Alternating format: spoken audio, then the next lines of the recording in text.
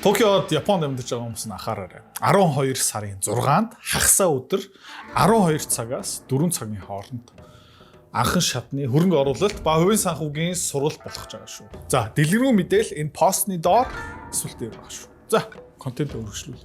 Сүүлийн үед миний анхаарлыг татж байгаа нэг хөрөнгөний зах зээл хаанах юм бэ гэх юм бол Японых. За, та харж байгаа бол энэ 4 сарын үеэр нэг Трампын худалдааны дайны оргил цэг дээр Nikkei хаа хүртэл унсан бэ гэх юм бол 30 мянга хүртэл унаад одоогийн байдлаараа 50 мянга руу хүрсэн байгаа. Одоо хэдхэн сарын дотор юм бэ? 1 2 3 4 5 6 7 8 9 сарын дотор за баг оргил цэг дээр 70 хэдэн хувиар өссөн. Одоогийн байдлаараа 65% өссөн байгаа. За, яг тэгж байгаа юм бэ гэх юм бол өмнө би хэлжсэн йений ханш буурж байгаа. Одоо жоохон эдийн засаг заагаад өгчээ. JPY USD ингээд харах юм бол йений ханш ингээд суларч байгаа. Та ингэ харж байна. Ковидын үеэс хойш юу болж байна гэвэл йений ханш хэр хүрцтэй унж байгаа юм бэ гэх юм бол 34%-аар унсан. За 34%-аар унна гэдэг чинь Японоос бараа худалдаж авах нь ам доллараар. Хямдхан болж байгаа гэсэн үг. За энэгээр дамжуулаад экспортын компаниуд илүү сайн ажиллаж байгаа. Тэд юм үйлдвэрлэх нь илүү хямдхан болж байгаа. Япон хүний хөдөлмөр илүү хямдхан болж байна. Гэх мэт чинь. За тэгээд шинэ засгийн газар томилогдоод атомын цахилгаан станц гэх мэт шин буцаагаад асааж байгаа. Одоо эрчим хүчний бодлого Европтой харьцуулах юм бол илүү сайн явж байгаа гэсэн үг. За нэмээд Toyota компани гэх мэт шин ер нь бол зүү ажиллаж байгаа.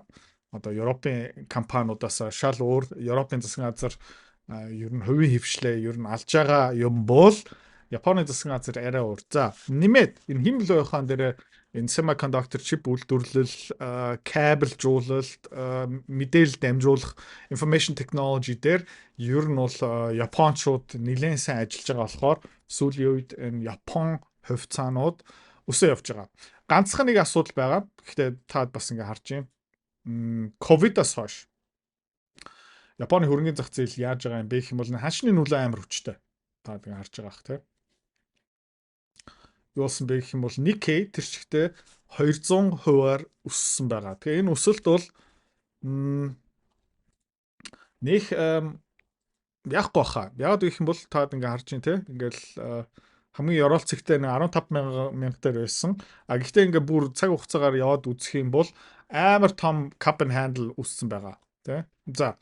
Тэгээд 95 одоо 90-ад оны зураг ингээ үзүүлэх юм бол те ийм байсан байхгүй. За юу болж байна гэх юм бол cup тэгээ handle тэгээ дэшээ явах магадлал потенциал бол байгаа. За тэгээд ер нь бол энэ technical formation-ы юуг хараад үзэх юм бол Япончууд хятадуудтай ингээ тултал нь алдахгүй жоохон саруул ирүүл ухаантай байх юм бол нэмээд ханшин өшөөс сулрах юм бол экспорт нэлээд сайн явна гэсэн үг. Окей. За тэгээд ер нь яг боломжтой юм бэ гэх юм бол cup and handle-аар дамжаад ер нь бол нэг дахин бүр хоёр дахин явах боломжтой. За нэмээд Төв банк маань нэлээд их мөнгө хөвлөөд Японы засгийн газрын бондны зах зээл бас асуудал ороод ирэх юм бол хувийн хвшил мөнгөө хаашаа нүүлэх вэ гэх юм бол засгийн газрын бондноос мөнгөө татаад хаашаа явах юм бэ гэх юм бол хувийн хвшил орно.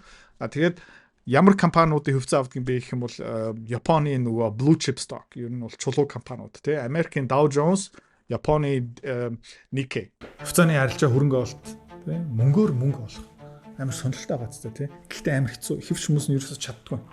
Яг чаддгүй юм бэ гэх юм бол ментор багш байхгүй, community байхгүй. Одоо сайн сонсоорой тий. Би school community нээсэн. Тэн дээр юу зааж байгаа юм бэ гэх юм бол энэ толгоонд байгаа хөрөнгө олтын бүх чадвараар чамтай хуваалцаж байгаа. Тэрнээс гадна би ямар хөвцөө хизээ ямар ханшаар хэдэн хуваар авж байгаа юм бэ тэн дээр ил тавигдсан байгаа. Чи нөгөө дүр аж бол. За. Манай community-ээр нэгдсэн хүмүүс одоо 1 сарын байдлаар доллараар тий ойролцоо 50-60% өгөөж аль хэдийн авцсан байна. За чи миний энэ чадварыг сурмаар байгаа юм бол энэ видеоны эцэст Тэ манай рафт нь чам дэлгэн мэдээлэл өгнө. Тэгээд School community дотор уулзъя. За хэдүүлээ бас юу харцгаая. Хонконгийг харцгаая. Хонконг юу хийж байгаа юм бэ гэх юм бол тийм ер нь бол Хятадын зах зээл баг гэсэн үг. Гэхдээ энд бас хэдэн Сингапур компани гих мэтчлэн байгаа. Та юу харж байна гэх юм бол ер нь бол амар урт хугацааны sideways consolidation явж байгаа. Тэгээ 2006 9 оны bubble бам навс унсан. За тэгээ дахиад жоохон өссөн. Тэгээ буцаага буурж ийн. Тэгээ хаашаа явах гээд байна гэх юм бол буцаага 32,000 руу явах гээд байна. Тэгээ өршүүлээ өсөх юм уу үгүй юм уу хэдүүлээ харцгаая. Хятадын засгийн газар ер нь бол зах зээлээ засж байгаа. За тэгээд яг ийм юмыг ярьж байна гэх юм бол хэдүүлээ одоо позициуд авцсан байгаа. Quantum хувьцаан дээр жоохон short, Bitcoin дээр чууд short орсон байгаа. Bitcoin одоо head and shoulders formation хийчих юм бол тийшээ нэмээд орчин. Мөнгөний зах зээл, алтны зах зээл ер нь бол bubble руугаа эрчтэй явж ийн хэдүүлээ ингээд дэшээ давхин. Тэгээ өсөлтөөр өрмөө авчин. Тэгээд уналтаараа хэдүүлээ бас өрмөө аавна. Гэхдээ ганцхан одоо 2 3 зах зээл дээр ер нь хэдүүлээ тоглох хэрэггүй. Хэдүүлээ эх жилийн 6 сард, эх жилийн 9 сард 27 онд хаашаа хөрөнгөлт хийх вэ? Ерөнхийдөө урьдчилан бодцсон байх ёстой. Эсвэл бий тэ аль хэдийн урьдчилан бодож байгаа. Тэгээд хаашаа хөрөнгөлт хийх вэ гэх юм бол Азийн зах зээл рүү хөрөнгөлт хийсэн зүгээр юм байна. Тэгээд Хонконгийн зах зээл харах юм бол consolidation phase явж байгаа. Хятадын Shanghai Composite Index-ийг ингээ харахаар ер нь бол бас нэг хөөрхөн тэ uptrend дотор ингээ орцсон байгаа. Тэ Хятадын зах зээл дээр даатгалын хууль шинжлэгдэж байгаа. Хөрөнгөний зах зээл илүү либерал болж байгаа, илүү чөлөөтэй болж байгаа. Тэгээ энэс хин очиж байгаа юм бэ гэх юм бол тэ манай багц дотор байсан тэ гэхдээ хассан Alibaba хувьцаа байгаа. Жишээлбэл маш цэвэрхэн тэ up тэгээд одоо дараагийн leg up болох боломжтой. Тэгээд ер нь бол энэ алтны bubble гих мэт чинь дуусаад ирэх юм бол энэ Alibaba компани тэгээд JD бас манай багц дотор нэг хэсэгтэй байсан. JD жоохон хоцорч юм те. Meituan бас ерөөхдөө манай хувьцааны багц дотор байсан. Хэрнээ хэдүүлээ буцаа гаргацсан. Ерөөхдөө арай болоогүй байгаа учраас тэгээ мэдээч нөө автомашины үйлдвэрлэлүүд байгаа. Ли Ауро руу бид нар бас нэг хэд удаа хөрөнгө олт хийцэн байсан. Жишээлбэл ингээ Ли Аурогийн хувьцааны хаш хэдүүлээ гарсан болж тий одоо яг гэх юм бол 7 6 дээр явж байгаа. Гэхдээ энэ зах зээл энэ компаниуд хэзээ нэгэн цагт нөгөө эргэлтээ амжилттай хийх магадлалтай. За ямар зах зээлээс хэдүүлээ хол байх ёстой юм бэ гэх юм бол ойлгомжтой. Тэр юу юм бэ гэвэл Германы DAX тэ одоо daily chart хараад үзэх юм бол ер нь бол жоохон амьсгаан дуусах гэдэг тэ зэвсгийн үйлдвэрлэгч компаниуд жоохон өсөлттэй байсан одоо болцоо 4 сарын худалдааны дайн DAX-ыг амар хүчтэй цогсон. Гэхдээ айгүй хүчтэй recovery хийсэн.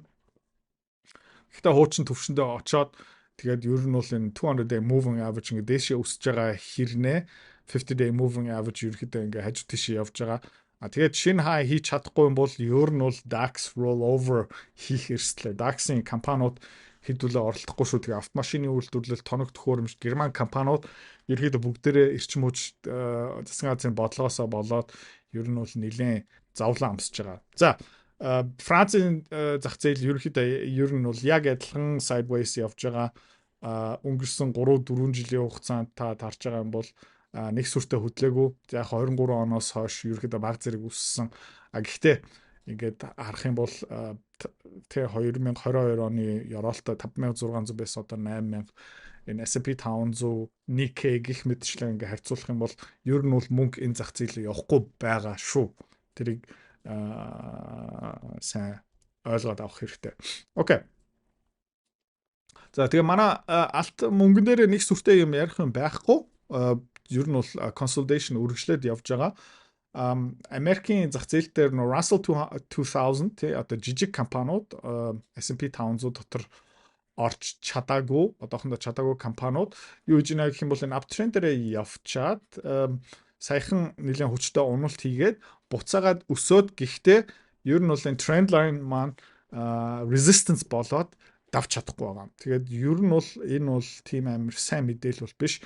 Ер нь бол жижигхэн Santa Rally гарч ирээд дахиад нэг энэ дээрээ тулаад доошоо явах эрсдэл миний хувьд бол харагдаж байгаа.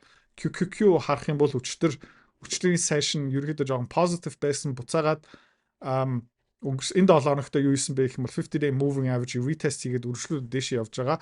Шинэ all time high хийх магадaltaй гэхдээ тэг өмнө хэлж ийсэн head and shoulder formation-ыг анхааралтай ажиглаад явж байгаа.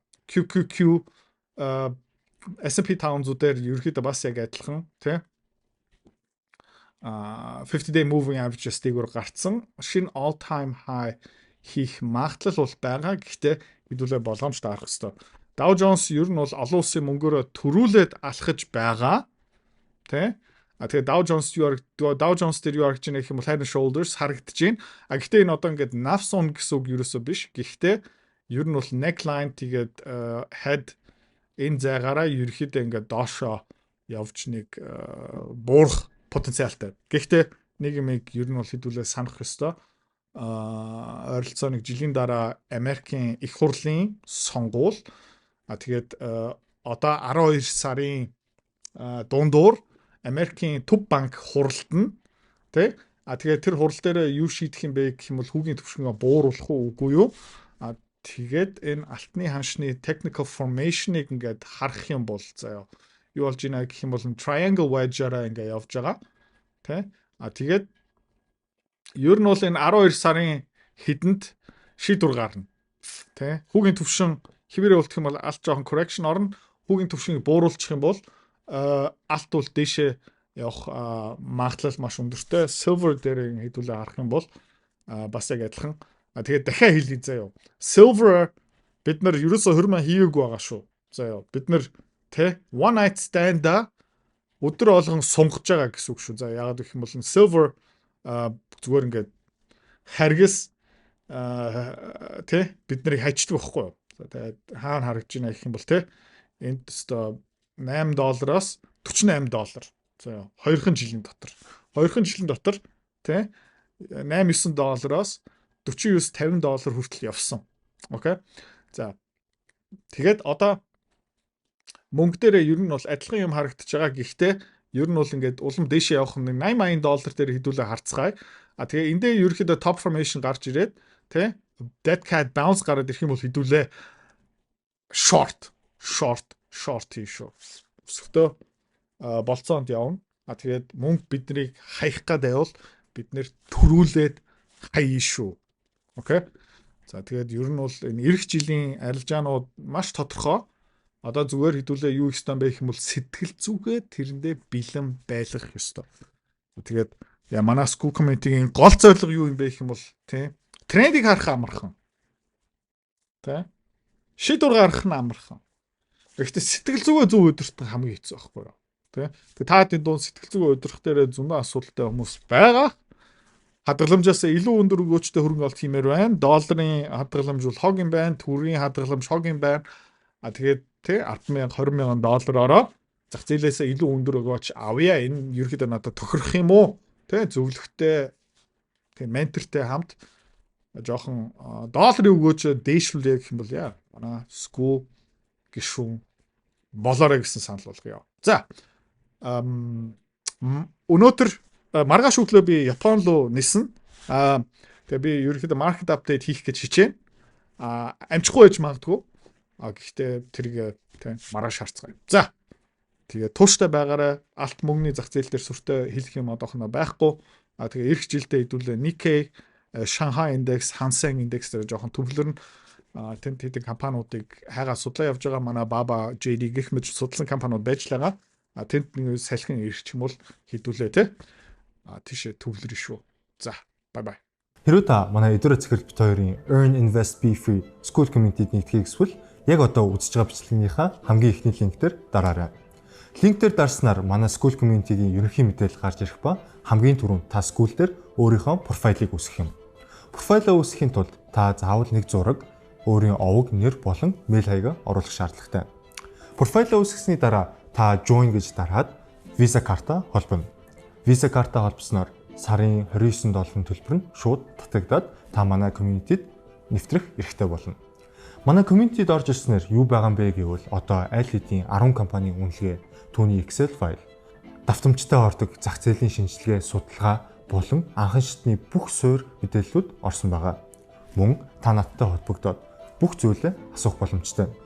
Хэрвээ танд сонирхолтой санагдчих байвал манай community-д нэгдээрэй.